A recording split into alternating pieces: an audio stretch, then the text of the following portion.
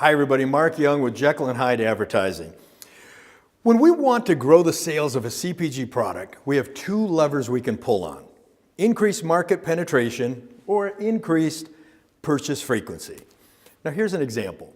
We have two brands that sell the same kind of product for the exact same price.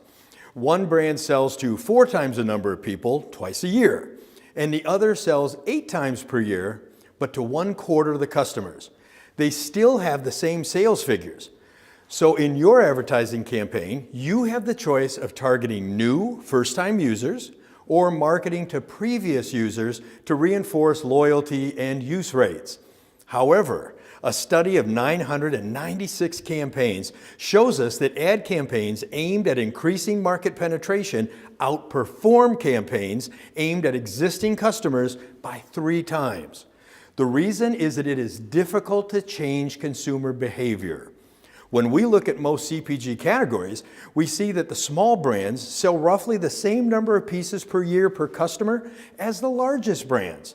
This, of course, is assuming consumers are happy with your product, since no advertising in the world is going to keep a bad product alive long term. Now, what about selling the consumer on a new use for your product? Well, there are some good examples of this. One would be Arm & Hammer baking soda. Now, the primary use of baking soda is a rising agent for bread, but the company has run significant advertising, convincing consumers to keep an open box in the refrigerator to absorb odors. You may have one in your refrigerator. But you will also notice that the company has created new SKUs with the products, such as toothpaste and household cleaners. In order to really expand the uses, they had to expand into other categories of business. McDonald's is another example.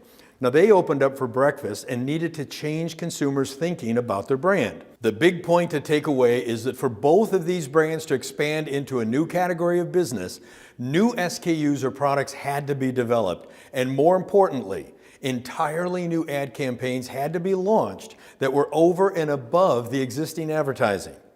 Smaller or challenger brands don't usually have the luxury of running multiple ad campaigns.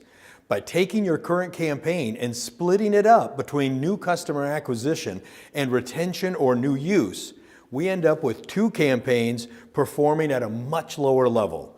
The bottom line is, keep the main thing as the main thing. Focus on your core competency and keep your eye on acquiring new users for your product.